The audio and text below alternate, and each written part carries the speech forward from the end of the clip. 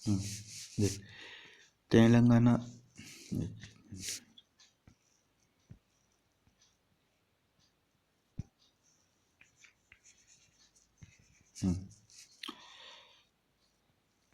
तेलंगाना राज्य में कोयले का उत्पादक क्षेत्र पूछो है ना। तो तेलंगाना राज्य में पूछे आम किसी उत्पादक क्षेत्र तो सिंग रेनी है, याद किया करसी और तेल और सींग, सींग पर तेल लगा हुआ है बस, है ना। लगा हुआ ना विशाल, सींग पर तेल लगा हुआ है, यहाँ याद हो गया, तेल लगा सींग पर याद, ठीक है। अब पूछिए कोई कोयला नीचे दिए कि कोयला का प्रकार देख, और देख कोयला है एक अन्य नाम बता, पहले तो कोयला का अन्य नाम है दफन धूप, है ना। मतलब दफन मतलब कोयलो दफन में ही तो मिले, दफन करेड़ होगा जो को बा में कोयला बना तो दफन धूप। काला हीरा भी इनके, क्योंकि कोयला में हीरो बने तो काला हीरा भी इनके वे, और काला सोना भी इनके, काला सोना पेट्रोल न उनके वे, है ना। काला सोना इन्हीं के वे कोयला, ठीक है। और कोयलो है जो चार प्रकार को है, कहता हुआ चार, एंथ्रेसाइट, बिटुमिनस, लिग्नाइट और पीट। चार प्रकार को कोयलो है, एंथ्रेसाइट, बिटुमिनस, लिग्नाइट और पीट। एंथ्रेसाइट व एंथ्रेसाइट एक माइन कुछ विशेषता है जो एक माइन कौन है, मतलब दोनों अपोजिट चाल बड़ा है। देखिए यहाँ एक माइन सर्वोत्तम गुणता है कार्बन की, यानी कि 80-90% है। एक माइन से कम हुआ 50% है कार्बन की सामग्री, कम सामग्री है कार्बन की, ठीक है। और इन कार्बन की मात्रा से ज़्यादा है, यानी कि सर्वोत्तम गुणता मतलब से बढ़िया कोयलो वही मानना है एंथ्रेसाइट भी। यहाँ और इको कठोर कोयलो हुआ है, यार इको नरम हुआ है, यार इकी ऊंचा दर्दा हुआ है, इकी कम हुआ है, मतलब ये तो उल्टा जानना था। और बिटुमिनस में 70-80% वो कार्बन हुआ है। और धातु कर्म कोयला भी इनके हुआ है, बिटुमिनस है ना, बिटू बिटू है जो कि धातु है, ये मान लें। बिटुमिनस है जो कि धातु कर्म कोयला के हुए। और लिग्नाइट में 50-70% कार्बन की मात्रा हुआ है। और लिग्नाइट है ना, लिग्नाइट भूरा कोयला भी कहवा है लिग्नाइट ने, है ना। यहाँ देख नाइट है तो नाइट में भूरा भूरा दिखा है कुछ, ये मान ले कि लिग्नाइट है तो भूरा कोयला इनके इन ऊंचा दर्दा हुआ है कि एक भी ऊंचा दर्दा हुआ है कोयला की। और तमिलनाडु में से ज़्यादा पावा है, पूछा ना कि भाई लिग्नाइट कोयले से ज़्यादा कट पावा तो तमिलनाडु को मायने मिले, तमिलनाडु को मायने से ज़्यादा, ठीक है। और पीठ तो है ही 50% की कम है, कार्बन के मायने कम हुआ है, ऊंचा दर्दा की भी हुआ है बस। और एक बार क्षेत्र देख ले, ये चार्ट है ना, वो चार्ट है दीड़ो कि भारत का कोयला का जगह प्रमुख क्षेत्र है भी बताया, जैसे झारखंड में किसी किसी है, झारिया, बोकारो, ओ करणपुर, गोंडवाना, ये तो तू याद कर ले, मतलब ये क्षेत्र है का, है ना। यहाँ रानीगंज, रानीगढ़ है, पश्चिम बंगाल में हुआ है जी। हाँ कहीं बताऊँगा तनिक, आगे तो तू कर ही ली, ये तो याद कर बड़ा है, रटना ही पड़ी, कोई उपाय को नहीं। यार वो देख गोंडवाना कोयले, है ना, गोंडवाना कोयले धातु कर्म कोयला भी इनके। और धातु कर्म कोयला किन के वे, धातु कर्म भी इनके, बिटुमिनस, है ना, बिटुमिनस ना धातु कर्म कोयलों के, तो गोंडवाना कोयला भी नहीं के वे। हर का प्रमुख संसाधन, इको प्रमुख संसाधन का है गोंडवाना कोयला को प्रमुख संसाधन, वो है दामोदर घाटी। और दामोदर घाटी का मायने स्थित हुआ है झारिया, झारखंड में। और झारिया वो क्षेत्र है जो मतलब कोयला को क्षेत्र है, गोंडवाना कोयला को पूछ सके, मतलब लिग्ना बिटुमिनस, बिटुमिनस, बिटुमिनस भी नाम लिखे आ सके, बिटुमिनस ऐड कर ली चाहिए, बिटुमिनस, बिटुमिनस नहीं, वो गोंडवाना बोला, धातु कर्म भी नहीं बोला है, ठीक है। भी खातिर गोंडवाना कोयला यानी कि धातु कर्म कोयला है ना, धातु कर्म कोयला है भी को प्रमुख संसाधन किन माना है, दामोदर घाटी माना है, दामोदर घाटी। और एक माइन कहीं कहीं जो झरिया है, झरिया क्षेत्र मतलब कोयला को क्षेत्र वो है, झरिया कोयला को क्षेत्र है वो कोयला, जो को झारखंड में है, रानीगंज बताई दियो पश्चिम बंगाल में है। और बोकारो, बोकारो की जगह, बोकारो भी झारखंड का मायने है, झारखंड में बोकारो भी झारखंड का मायने है, ठीक है। और गोदावरी, महानदी, सोन और वर्धा घाटियों में भी कोयला जमा करती है, मतलब एक नदियाँ हैं जबकि भी कोयलो जमा करे है। और तृतीय कोयला की जगह पावा है, पूछ ले भाई तृतीय कोयला की जगह पावा है तो किन पावा है, मेघालय, असम, अरुणाचल प्रदेश और नागालैंड। तो इन ये याद कर सके कहीं के मापन, मापन यहाँ कर सके मापन, तृतीय कोयला कट पावा मापन में। जैसे देख मध्य ये मेघालय, ये देख मेघालय, मेघालय आ गयो, मेघालय, असम, अरुणाचल प्रदेश और नागालैंड, यहाँ बोल सके कि माँ, है ना, वो माँ हो गयो, माँ ओपीएन हो गयो। जी हाँ कि देख ओ है मेघालय, ओ है असम, ओ है अरुणाचल प्रदेश, ओ है नागालैंड, यहाँ बोल सके, याद कर सके, मतलब बताई तो तुम ध्यान पड़ जी। और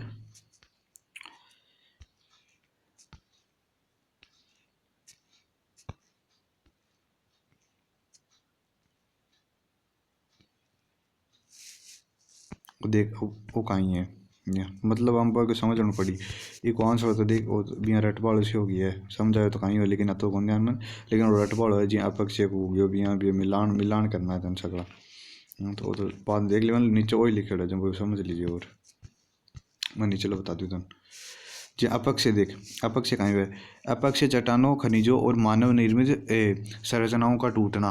अब सोच अपक्षय किन है जो कि अपक्षय चट्टान हुए या फिर खनिज हुए या फिर मानव निर्मित है ना जो कि संरचना बनेडी बने अपक्षय तरीका बा टूट जावे ने बिन ही केवे अपक्षय मतलब टूटना केवे अपक्षय तो याद रख टूटना अपक्षय यांत्रिक अपक्षय रासायनिक अपक्षय जैविक अपक्षय तीन प्रकार का है। ये ताप और दबाव से परिवर्तित खनिज कोई परिवर्तित हुए बिना चट्टानों में टूट जाते हैं उदाहरण ओ राष्ट्रीय उद्यान आर्चेस राष्ट्रीय उद्यान है वो है एक उदाहरण आर्चेस राष्ट्रीय उद्यान यांत्रिक अपक्षय को जिया तापमान को हो गया दबाव हो गया आऊँ कोई चीज़ टूट जाए बड़े लेवल की बिन यांत्रिक टूटे और रासायनिक जिया रासायनिक अभी की जाए खनिज को संरचना बदल जाए बिन रासायनिक अपक्षय के दे जिया कि ऑक्सीकरण होनो अपचयन होनो जलयोजन होनो विलयन होनो और कार्बोनीकरण होनो मतलब हम एक ज़्यादा मिल जाए ऑक्सीकरण ऑक्सीजन बने और CO2 मतलब आम कुछ ऑक्सीजन ऑक्सीकरण हुए मतलब रासायनिक अभिक्रिया होगी ब्यूँ अगर कोई चीज़ टूटे यानी कि क्यों है ना जब रासायनिक अपक्षय है और यांत्रिक अपक्षय किन के वे जो कि तापमान और दबाव आम परिवर्तित हुए ब्यूँ वो जियोग्राफी का सवाल है वो यान को साइंस को नहीं है। और जैविक अपक्षय किन के वे जी हाँ जीवित जीवों में कैसे केंज हुए और अभी यहाँ का तो अपन याद भी होना अभी टाइम क्योंकि इतना याद है बड़ा हमारे सब स्किप कर दे क्योंकि मैं ही नहीं याद कर छोड़ ही दी हो गया रेपा दो तो देख ले निम्नलिखित में से कौन सा भारत में जनसंख्या वृद्धि चरण का उसकी प्रमुखता विशेषता सही ढंग से मेल खाता है। भाई सही ढंग मेल किसी का है वो बताना है। अब ध्यान तो मन नहीं का चरण नीचे लिखे है जो तीसरा चरण का मायने वो 1951 1981 है ना एक मायने है गिरती मृत्यु दर एक मायने जगह मृत्यु दर गिरबा लाग गई मृत्यु दर गिरती और उच्च प्रजनन क्षमता का कारण जनसंख्या विस्फोट हो गया मतलब जनसंख्या ये टाइम ज़्यादा बढ़ी ये टाइम ज़्यादा करी क्यों क्योंकि एक मायने जगह मृत्यु दर ही ना जगह मरबाड़ा की संख्या बात होगी कम मरबड़ा की संख्या तो होगी कम हर जगह पैदा वाले की संख्या बढ़ गई भी कारण जनसंख्या बढ़ गई है ना तो वही कारण है जनसंख्या विस्फोट का मतलब विस्फोट तो ध्यान ही है बम भी टाइम फुटिया।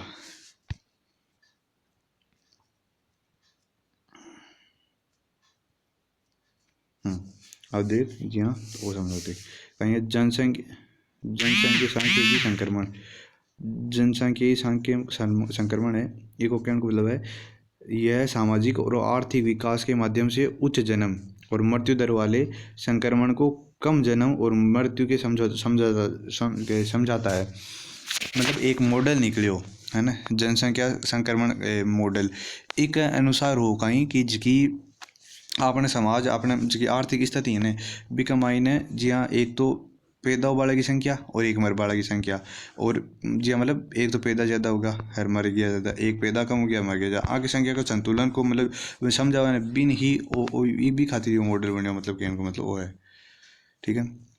अब चरण पहले चरण का दुयो 1901 1921 का मायने पहले चरण हो ये स्थिति का मायने कीड़ो एक मिनट कहीं हो हाँ इस स्थिति में कीड़ हो मतलब स्थिर चरण के रूप में जाना जाता है इन स्थिर चरण के रूप में क्या मतलब एक टाइम में कोई जनसंख्या शायद को नहीं जाने इन स्थिर क्या जियाँ कि भारत में अकाल महामारियों और खराब स्वास्थ्य के कारण उच्च मृत्यु दर के कारण बहुत कम जनसंख्या में वृद्धि हुई मतलब इस टाइम वृद्धि ही कौन हुई जनसंख्या का महीने 1901 लेर 1921 ई टाइम जनसंख्या में कोई वृद्धि कौन हुई क्योंकि भी टाइम कहीं हो कारण कहीं हो भी को कारण हो जी अकाल होगी भूखमरी यान का कुछ कारण है याद कर सकते महामारी खराब स्वास्थ्य। अब सोच अंग्रेजों को जमाना वही टाइम तो स्वास्थ्य की को ठीक रहे तो अकाल ही बढ़ रहे तो जब भी अभी याद कर सकें। दूसरा चरण 1981 इस चरण ने कहा कि मृत्यु दर में गिरावट की शुरुआत से चीनी और हालांकि जन्म दर उच्च बनी रही। अब जबकि जन्म दर बात उच्च बनी रहेगी और मृत्यु चरण भी गिरावट आ गई।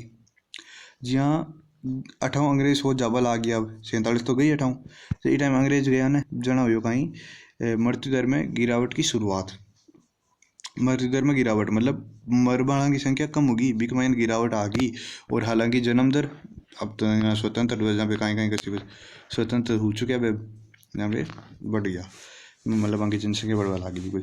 और चरण तीसरा का मैंने कीड़ो 1951 1981 में जो तेजी से जनसंख्या बढ़ दी। अब और ज़्यादा जी भाई संविधान लागू हुई 1950 में भी कुछ तो और ज़्यादा भी उल्लासपूर्ण हो गया जान जनसंख्या बढ़ गई, और क्योंकि मृत्यु दर में उल्लेखनीय गिरावट आई जबकि जन्म दर उच्च बनी रही। मृत्यु दर में तो गिरावट आनी, उल्लेखनीय गिरावट आई, और जन्म दर ही बाकी जगह तेजियों बढ़ गई। अब बात है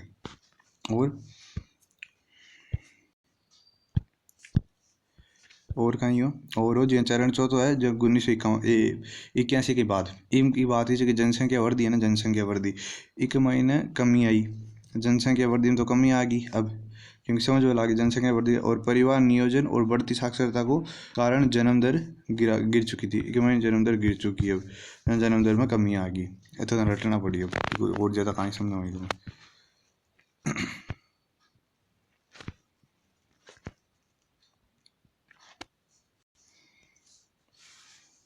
और देख नदी तंत्र भारत में प्रमुख जल निकासी के प्रणालियों को विकास करते संबंध में कथनों का विचार कीजिए। अब कर भाई जल निकासी कथनों पर विचार करना है, किया कर देख। ऐसा माना जाता है कि प्राचीन इंडो ब्रह्मा नदी जो कि प्राचीन इंडो बर्मा नदी इनभी के समय हम 3 प्रमुख जल निकासी प्रणाली में विभाजित हो गई, 3 जल निकासी प्रणाली में विभाजित होगी, और गंगा उसकी हिमालय सहायक नदी थी। वो सेंटेंस गलत है ना, कौन नहीं गलत, सही है वो, हाँ सही हो सही, हाँ सही हो। जहाँ पश्चिम बंगाल जल निकासी में प्रणाली ब्रह्मपुत्र की सहायक नदियाँ शामिल थी, वो गलत है भैया, वो गलत है। और गंगा और भी हिमालय की सहायक नदियाँ तो एक महीने शामिल ही, लेकिन एक होनी ब्रह्मपुत्र वाली है ना, तो ये 2 स्टेटमेंट पढ़ ली।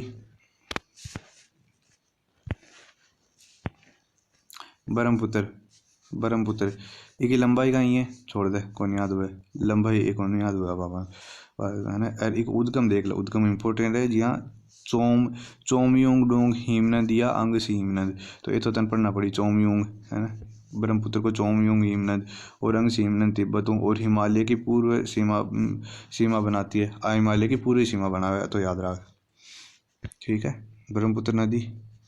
और ये तो की कहनी बंगाल की खाड़ी के मायने मुँह बना बड़ी है, अब अरब सागर में ये बना हुआ है बे है, जैसे सिंधु नदी तंत्र गंगा नदी तंत्र तो होगी पहला लेक्चर में, ब्रह्मपुत्र नदी तंत्र वो है बाहर, और सिंधु नदी तंत्र को नहीं वहाँ को नहीं हो, ये बंगाल की खाड़ी के मायने मुँह बना हुआ है, ये अरब सागर में जो जार गिर बाड़ी जमा नदी के मायने गिरा कृष्णा जो कि पेनार कावेरी, और ये है नर्मदा ताप्ती महानदी पेरियार, ये है जो कि अरब सागर में गिरा है और ये बंगाल की खाड़ी में गिरा है आया तो।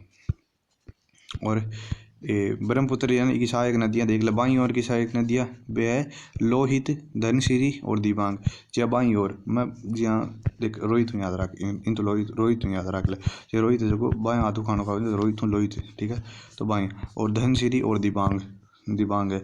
और दाईं ओर के किनारे कौन सी है, कामेंग मानस तिस्ता सुबनीरी संकोस, ये तो याद करना पड़ेगी।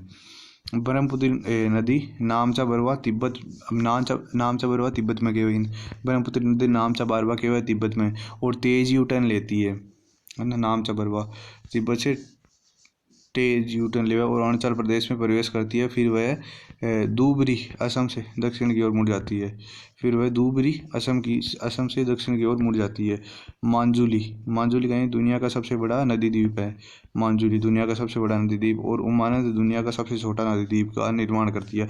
ब्रह्मपुत्र नदी है दुनिया का सबसे बड़ा द्वीप और दुनिया का सबसे छोटा नदी द्वीप को निर्माण करे, दुनिया का सबसे बड़ा मांजुली है, दुनिया का सबसे छोटा उमानंद है। और यह सुंदरवन डेल्टा दुनिया का सबसे बड़ा डेल्टा बनाती है, किसी ब्रह्मपुत्र और गंगा दोनों बना हुआ है, ब्रह्मपुत्र प्लस गंगा ये दोनों जानी सुंदरवन डेल्टा बना हुआ है, ज़्यादा ब्रह्मपुत्र ही है भी यहीं को ठीक है। दुनिया का सबसे बड़ा डेल्टा सुंदरवन बना हुआ, सुंदरवन है वो। मणिपुरी पहाड़ियों से निकलने वाली बराक नदी बांग्लादेश में सूरमा और कोसियार नदी के रूप में प्रवेश करती है, मणिपुर निकला जगह बराक नदी बांग्लादेश और सूरमा कोसियार के रूप में प्रवेश करती है, और बाद में यह मेघना नदी कहलाती है, यानी कि आई नदी बाद में मेघना नदी अलग है। मणिपुर में पहाड़ियों से निकलने वाली बराक नदी बांग्लादेश में सूरमा और कुसियार नदी के रूप में जानी जाती है ना। बराक नदी बांग्लादेश में सूरमा, बराक नदी है ना इन बांग्लादेश में सूरमा के और कुशियार नदियों के रूप में जानी जाती है। बांग्लादेश में क्या है बेराक नदी सूरमा और कुशियार नदियों के रूप में जानी जाती है। और बाद में यह मेघना नदी कहलाती है। जहाँ ये देख जहाँ पगा भारत में गंगा, जहाँ पग यह पद्धा कहीं है वो है ना, भारत में गंगा और जमुना, भारत में ब्रह्मपुत्र नदियों का संयुक्त प्रवाह मिलता है। कोई ध्यान नहीं आ रहा तो रटी लेकिन रटने पड़ी। और ढाला सदिया पुल जिसे भूपेन हजारिका पुल भी कहा जाता है, वो तो ध्यान देख ढाटा सदिया पुल है ना, एक पुल बने वो भी नहीं भूपेन हजारिका पुल कियो, ढाटा सदिया पुल है भी नहीं भूपेन हजारिका पुल कह दियो, वो याद रखिए। असम और अरुणाचल प्रदेश को जोड़ता है, यह लोहित नदी पर स्थित है। ठीक है, वो पुल है जो भी असम और अरुणाचल प्रदेश ने टच करे आपस में, और वो लोहित नदी पर है, मार पर हिमालय है। ठीक है, तीस्ता नदी का उद्गम कटे सिक्किम के ऊपरी भाग में ओ त्योसोलामो झील, जिसके चोलमू झील भी कहा जाता है। चोलमू झील किन के वे ई लोमो झील, हाँ तसोलोमू झील नहीं चोलमू झील के वे चोलूम झील। तीस्ता नदी का उद्गम हुआ सिक्किम, ये याद रख ई नदी पर तोसोलोमू झील या चोलमू झील। भारत में सबसे कम जनसंख्या की है सिक्किम की है। सेम कम जनसंख्या सिक्किम की है। सेम कम जनसंख्या सिक्किम की, भारत का मायने सेम कम जनसंख्या सिक्किम की। वो देखते हैं कि बता दी हूँ, वो है जनसंख्या घनत्व को चार्ट। वो है जनसंख्या घनत्व को चार्ट। जनसंख्या घनत्व चार्ट है ये तो है राज्य केंद्र शासित प्रदेश और जिला। ठीक है, आगे बार हम इंफॉर्मेशन सामने लिखेड़ी है। अब यो कहीं किसी में ज़्यादा जनसंख्या घनत्व घटा को है तो साफ साफ ध्यान पड़ा बिहार को, बी के पचा है पश्चिम बंगाल को, और बी के पचा है केरल को। और सेम कम है अरुणाचल प्रदेश को, कत्तो है 17 और जनसंख्या घनत्व कता पर उसी घनत्व प्रति किलोमीटर में हुआ है ना, प्रति किलोमीटर में 17 जना रहे। मिजोरम और सेकंड पर है 52, मतलब नीचा से ज़्यादा थार में कम रहे 17 रहे, और बाद में मिजोरम में 52, और बिहार में से ज़्यादा रहे 1106 अतः लोग रहे 1 किलोमीटर में। और पश्चिम बंगाल में दूसरा पर पर तीसरा नंबर है। और केंद्र शासित प्रदेश का मायने कौन है दिल्ली, इम 11,300 बता रहे 11,320 रहे। बाद में चंडीगढ़ का मायने, अंडमान और निकोबार में 46 रहे केंद्र शासित प्रदेश में 1 किलोमीटर में। और जिला का मायने पूर्वोत्तर दिल्ली है, और दिबांग घाटी है जगह अरुणाचल प्रदेश में ही है। तो इम कम रहे इम से ज़्यादा रहे, बस ये रटना है तो रट ले। ठीक है, नहीं है याद कर सके देख बी और पश्चिम बंगाल ने पश्चिम बीपीबी और के याद कर ले बीपीबीके। और जनसंख्या है सर्वाधिक जनसंख्या है उत्तर प्रदेश की। पूछा ना 2011 की जनसंख्याओं से ज़्यादा जनसंख्या घटाएंगी तो उत्तर प्रदेश की से ज़्यादा जनसंख्या है। और जनसंख्या घनत्व प्रति वर्ग किलोमीटर में व्यक्तियों की संख्या, तो जनसंख्या घनत्व औसत पूछे तो 382 है ना, औसत जनसंख्या घनत्व पूछे तो 382 1 किलोमीटर औसत, मतलब टोटल जनसंख्या कोई राज्य को ना पूछ के सीधे पूछा ना भाई 2011 के अनुसार जनसंख्या घनत्व करता है तो 382 प्रति वर्ग किलोमीटर है। और क्षेत्रफल के आधार पर से बड़ो राज्य है राजस्थान, और क्षेत्रफल के आधार पर से छोटा राज्य है गोवा।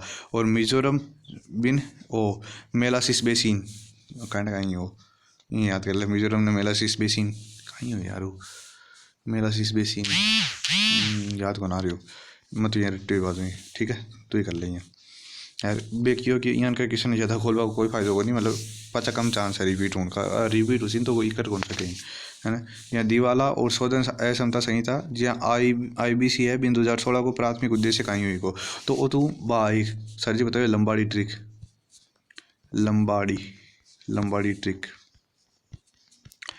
एक लंबाड़ी ट्रिक बताई कि हो कि जो किसी में जैसा लंबो है वो सही निकल सके, ज़्यादा चांस ही नहीं है। तो आप अभी बिन तरीका में करा, और एक ही वो हो कि थोड़ा बहुत समझना पड़ी किसी ने, अगर नहीं आवे तो भी समझो भी।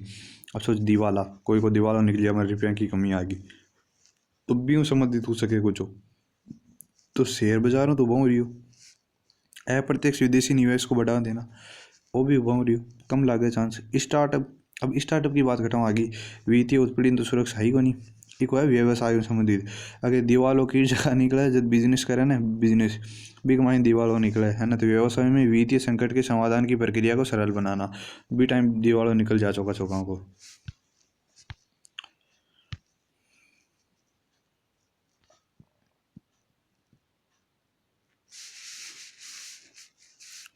वो देख 1947 और 1990 के बीच भारत सरकार द्वारा अपनाए गए नियामक ढांचे है ना, 1947 और 1990 के बीच में जो को अपनाया ना एक नियामक ढांचो भी के जिसे अक्सर लाइसेंस राज के वे क्यों एक सवाल और मिलला कांटा एमटीएस में भी आई सी, दिल्ली पुलिस में मिल ही रहे है ना। लाइसेंस राज कहा जाता है जिसका उद्देश्य आर्थिक गतिविधियों को निर्देशित करना था। हालांकि इसके कुछ इच्छित लाभ थे, लेकिन इस प्रणाली से जुड़ा एक महत्वपूर्ण अपेक्षित नकारात्मक परिणाम क्या था। अभी कोई नकारात्मक परिणाम बताना अपन वो कहीं हो, सकारात्मक नहीं नकारात्मक, क्योंकि इसका लाभ तो घना ही है, इच्छित लाभ है, लेकिन इन प्रणालियों में जुड़े दो अनपेक्षित नकारात्मक परिणाम, एक अलग गलत परिणाम निकल गया। वो कहीं हो, वो हो कि नए व्यवसायों के प्रवेश में बाधाओं का उत्पन्न होने के लिए नवाचार बाधा का उत्पन्न हो सकती है और अकुशलता बढ़ जा सकती है। यूँ अकुशलता बढ़ सके वो एक नकारात्मक परिणाम हो, एक नकारात्मक परिणाम, बाकी सब ठीक हो एक मायने है ना। और आर्थिक गतिविधियों का आवश्यक में अनुमोदन में प्राप्ति, भ्रष्टाचार और नौकरी जो उल्लेखनीय है छोड़ दूँ। वो देख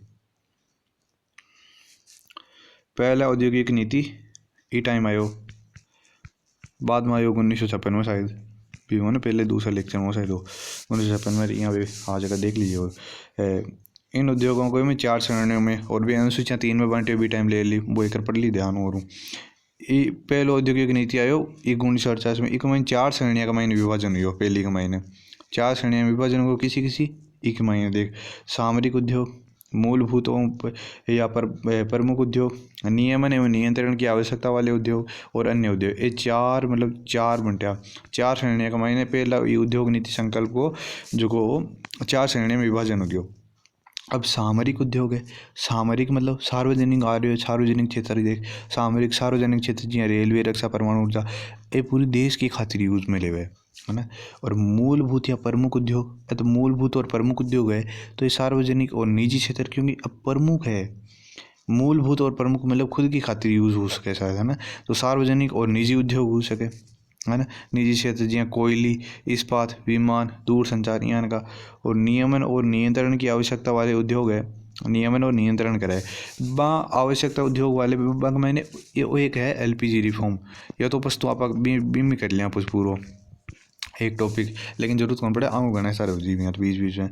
नियमन और नियंत्रण की आवश्यकता वाले उद्योग, नियंत्रित निजी क्षेत्र और जियाँ चीनी, सीमेंट, वस्त्र है यान का है तो नियमन और नियंत्रण।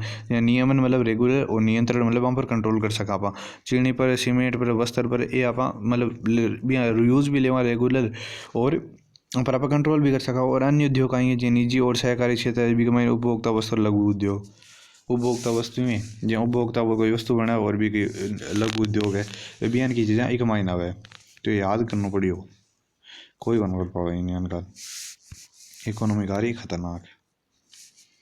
और वो देख 1991 के पहले भारतीय उद्योग विकास में लाइसेंस राज प्रणाली ओका जब वही है एक प्राथमिक प्रभाव कहाँ एक प्राथमिक प्रभाव को इसने जो बाधा पैदा की और विस्तार में बाधा डाली और अकुशल को बढ़ावा दिया, अकुशलता को बढ़ावा दियो इन कि भाई थाके जगह बाधा पैदा कर दी मैं क्या मैं परिवेश में लाइसेंस राज में बाधा पैदा कर दी। और जी हाँ बाम बतायो कि अकुशलता को बढ़ावा दे दियो, अकुशलता बढ़ावा दियो और बाधा एक मायने पैदा कर दी। तो यहाँ लाइसेंस राज को 1991 में आयो ने औद्योगिक विकास लाइसेंस राज प्रणाली को प्राथमिक प्रभाव इको वही हो कि बाधाओं पैदा की जिसे विस्तार में बाधा डाली और अकुशलता को बढ़ावा दियो।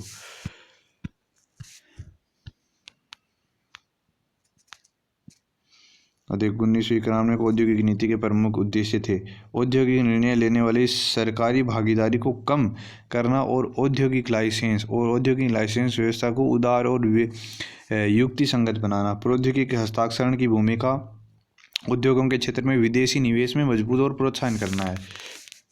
हो कहीं हो कि जब 1991 के महीने औद्योगिक नीति आई बी टाइम सरकार की भागीदारी का ही कि भाई औद्योगिक निर्णय अंत तो कमी कर दियो कमाई तो इम तो कमी कर दियो। और औद्योगिक लाइसेंस व्यवस्था को उदार और युक्तिगत बनाना कि भाई वह लाइसेंस राज ही भी मतलब थोड़ा उदार बना दियो कि भाई सब ले भी साहब कुछ कर लेना। और प्रौद्योगिक हस्तांतरण की भूमिका में और विदेशी निवेश को मजबूत करना। औद्योगिक भूमिका ने विदेशी निवेश ने मजबूत करियो। वही तो विदेशी निवेश ने मजबूत करियो आयात निर्यात ने विदेशांगों ने वही मजबूत कर दियो प्रोत्साहन कर दियो एक महीने। और वो देख कम कम जीपीआर स्कोर क्या दर्शाता है। कम जी शांति का उच्च स्तर है ना इन ग्लोबल पीस कुछ नाटक का नाम बताइए देखो वो है ना ये और देख हिंदी में लिखे रही है उधर वैश्विक शांति सूचकांक तो ग्लोबल पीस वो लोग इंडेक्स हाँ ग्लोबल पीस इंडेक्स बोला है वैश्विक शांति सुरक्षा सूचकांक। एक अनुसार देख आंकड़े के अर्थशास्त्र और शांति स्थान में द्वारा जारी किए जाते हैं। हाँ सूचकांक के आंकड़े अर्थशास्त्र की के द्वारा जारी किया एक तो अर्थशास्त्र और शांति संस्थान की द्वारा जारी किए जाते हैं। और मानव विकास सूचकांक के आंकड़े संयुक्त राष्ट्र विकास कार्यक्रम द्वारा जारी की जाती है। ये याद करना है जो मानव विकास है के द्वारा राष्ट्रीय विकास के द्वारा और शांति सूचकांक है जो कि शांति संस्थान के द्वारा अर्थशास्त्र और शांति संस्थान के द्वारा जारी। मानव विकास है जो कि राष्ट्रीय विकास कार्यक्रम के द्वारा जारी करे। और यह वार्षिक रिपोर्ट है जो मानव विकास के स्तर पर आधार पर रैंक करती है जिसमें स्वास्थ्य शिक्षा और क्या है जीवन स्तर जैसे कारकों पर विचार करती है विचार करे जो भी है। एक हमारा क्वेश्चन आयो देखो मानव विकास सूचकांक में पहले देश किसी हो कहता आइसलैंड या कुछ आयो पेपर में वो आयो ना मानव विकास सूचकांक में। सबसे पहले पाकिस्तानी अर्थशास्त्री महबूब उल हक ने मानव विकास सूचकांक है सबसे पहले पाकिस्तानी अर्थशास्त्री महबूब उल हक 1990 में विकसित किया और ही इन विकसित करियो महबूब उल हक 1990 के महीने मानव विकास सूचकांक ने। भारतीय नोबेल पुरस्कार विजेता अमर्त्य सेन इन अर्थशास्त्र में नोबेल पहले मिलियो। कोई पूछे ना कि अर्थशास्त्र के नोबेल पुरस्कार से पहले किन मिलियो तो अमर्त्य सेन ने मिलियो वो है ना ओ ये दोनों सागर मिलर इस सूचकांक ने विकसित करियो। भारत को अमर्त्य सेन और पाकिस्तान को महबूब उल हक ये दोनों मिलर इन सागे विकसित करियो और जिसका उद्देश्य देशों के केवल आर्थिक विकास के बजाय मानव कल्याण के आधार पर मापन था। मानव कल्याण के आधार पर मापन हुई को।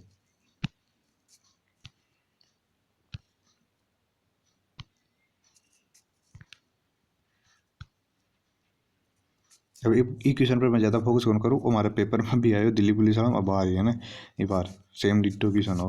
भारत के राष्ट्रपति और चुनाव से संबंधित विवादों अब क्यों विवाद है ना जो सुलझा अंतिम निर्णय लिबाड़ फैसला मार तो ही आयो लेकिन इन भी वही है निकाय जिम्मेदार कौन है तो वो है सर्वोच्च न्यायालय ठीक है। और राष्ट्रपति है जो देश को मुखिया जरूर हुआ है लेकिन भारत को प्रथम नागरिक भी हुआ है लेकिन वो नाम मात्र को मुखिया हुआ है नामधारी मुखिया हो विधिवत मुखिया है ठीक है। और ये तो कर सके इतना नहीं करना पड़ी है ठीक है पकानी वो कदुयो दसम इतना ध्यान है पूरी तो पड़ी हाँ मारो करवा कोई फायदा को नहीं झूठो टाइम जैसी ठीक है। और वो है भारत के संविधान के अनुसार संसद के किसी भी सदन को बैठक की आवश्यकता गणपूर्ति क्या है एक ही गणपूर्ति कहीं है सदन में कुल सदस्यों की 10/70 मतलब जी हाँ संविधान के अनुसार संसद में सदन की बैठक के लिए आवश्यक गणपूर्ति मतलब होना कता चीज़ है संसद में बैठे जाना कता लोग होना चाहिए आवश्यक गणपूर्ति मतलब पूर्ति करवा खातिर कता होना चाहिए 1/10 होना चाहिए मतलब 10वां भाग है ना सदन की कुल संख्या होंगे 10वां भाग होना चाहिए 10वां भाग मतलब 1/10 ही हुआ 10वां भाग। जहाँ अगर 100 लोग हैं ना तो भी कम से कम 10 लोग तो होना ही चाहिए भी सदन में जना ही भी मीटिंग को कोई सारांश निकल लो नहीं भी सदन की बैठक वही को नहीं भी स्थगित कर दे सी बच्चे ठीक है आ चीज़ है। अब जी वो देख अनुच्छेद 16 सदनों में मतदान और गणपूर्ति अनुच्छेद 16 के महीने सदन में गणतंत्र और मजबूती 101 में कहीं है 101 में कहीं है अध्यक्षता सभापति पहली बार मतदान नहीं करेंगे जी अध्यक्ष या सभापति वो पहली मतदान कौन करे जी एक वो इसी ने भाई गणपूर्ति भी स्थगित कर देनी चाहिए या भी 4 बार देनी चाहिए भी को अध्यक्ष और सभापति तो मतदान ही कौन करे पहली लेकिन बराबरी की स्थिति में निर्णय मत का प्रयोग करेंगे। अगर जब एक वोट बराबर हुसैन का मीटिंग चलनी चाहिए ऐसा की तो जानी चाहिए बी टाइम में वोट कर सी दोनों जब तक उनका और 103 का महीना गणपूर्ति कार्यवाही को आगे बढ़ने के लिए सदन की कुल जनसंख्या का न्यूनतम 1/10वां भाग हिस्सा होना चाहिए। और लिखे लो क्या मैं अब बार पढ़ चुके क्वेश्चन में वो इम लिखे लो 103 में। और 104 में लिखे लो यदि गणपूर्ति पूरी नहीं है तो पीठासीन अधिकारी, पीठासीन जो मेन है ना अध्यक्ष, वो है सदन स्थगित कर सके, जहाँ लोकसभा को अध्यक्ष वो ही नहीं स्थगित कर सके। अब बात है और संविधान द्वारा निर्धारित लोकसभा अधिकतम सदस्य का अधिकतम सदस्य अतव है, अधिकतम सदस्य अतव है। और इनकी के 104 संविधान संशोधन आयो ना, 104 संविधान संशोधन बीऊ पहली और नहीं आयो, बीऊ पहली था 552 लोकसभा का मायने, वो आया पच हो गया 550 लोकसभा में टोटल सदस्य। बस आई चीज हटनी चली गई थारे, है ना। जे का महीने लिखे 220 में लोकसभा और राज्यसभा विधानमंडलों के आंग्ला जियाँ भी पहले आंग्लो इंडियन होता ना, 2 बन खत्म कर दिया, बन खत्म कर दिया। आंग्लो इंडियन कौन चुनता, जब मतलब बाहरला विदेशी होता भी आंग्लो इंडियन होता। आंग्ला भारतीय समुदाय की सीटों के आरक्षित करना समाप्त कर दिया 104 हूँ। पूछा ना आंग्ला भारतीय समुदाय ने चुनू किसी कहीं संशोधनों को समाप्त करे तो 104 हूँ करियो। इसमें अनुसूचित जाति और अनुसूचित जनजाति के लिए लोकसभा राज्यसभा की सीटों के आरक्षण को इसे 10 वर्षों यानी कि 2030 तक के लिए बढ़ा दिया। इसको 2030 तक के लिए बढ़ा दिया गया था। यह संशोधन भारत के संविधान में अनुच्छेद 334 में संशोधन करके किया गया। ऊपर से संशोधन किया करे भाई 104 वो तो अनुच्छेद 334 में संशोधन कर बाद में वो करियो संशोधन, ठीक है। पहले लोकसभा सदस्य संख्या ये बता दी मैं, हर वर्तमान में आती है पहली होती है 104 संविधान संशोधन पहली वो करता ही नहीं करिए कि 2 आंग्लो इंडियन हटता ही 550 रह गया। और वो ध्यान ही है एक महीने संसद को है ना 79 में, जी हाँ कहीं वह संसद हुए 80 का महीने कहीं में लोकसभा नहीं 80, हाँ 80 में लोकसभा हुए, अटे लोग नहीं 80 में तो राज्यसभा हुआ है यार, कन्फ्यूजन कर दिया। देख लीजिए 80 में तो शायद राज्य लोकसभा ध्यान करिए वही कैसी में बच और कहीं वो देख लीजिए एक बार, है ना। और लोकसभा जो इन निम्न सदन के राज्यसभा उच्च सदन के इन निम्न के जहाँ इन लोगों को सदस्य के जनता को सदस्य मतलब लोगों को सदस्य, लोकसभा है तो लोकसभा में लोक है तो लोक मतलब लोगों को सदस्य मतलब जनता को सदस्य, निम्न सदस्य राज्यसभा उच्च सदस्य स्थायी सदस्य है, वो अस्थायी हुए है ना, वो अस्थायी हुए वो स्थायी हुए, इन भंग कर सके इनको भी भंग कौन कर सके, राज्यों की परिषद विरासतों का सदन है ना, राज्यसभा ने याद रखी भंग कौन कर सके और लोकसभा ने जगह भंग कर सके। लोकसभा और राज्यसभा की पहली बैठक दुनिया की पहली बैठक कब हुई 13 मई 1952 में हुई और लोकसभा को गठन हुआ 17 अप्रैल 1952 में, 13 मई और 17 अप्रैल को लोकसभा को गठन। और लोकसभा और राज्यसभा की दोनों की बैठक एक ही दिन हुई 13 मई 1952 में। और वो है जो देख लीजिए अब एक कुल सदस्य संख्या 230 है, 238 निर्वाचित हुए और 12 कहीं में 12 हुए मनोनीत, 12 हुए महीने मनोनीत 250 हो गया ना, कुल सदस्य संख्या 250 है जना 250 होला देख ली। राज्यसभा की संरचना 250 है जाई तो 238 तो निर्वाचित 12 मनोनीत उसी। राष्ट्रपति द्वारा नामित 12 सदस्य है ना, 12 सदस्य होता है ना जगह आयरलैंड करता याद करा भी टाइम कर आयरलैंड चुनतो राष्ट्रपति चुनतो 12 सदस्य मनोनीत करतो जियाँ साहित्य विज्ञान कला सामाजिक सेवाओं यान के क्षेत्रों। और लोकसभा की संरचना एक महीने 550 इनमें 230 तो राज्य से और 20 है जगह केंद्र शासित प्रदेश, 230 को नहीं अब कल है 530 तो राज्य में है और 20 है जगह केंद्र शासित प्रदेश में, ये थोड़ी एरर है ठीक कर लिया।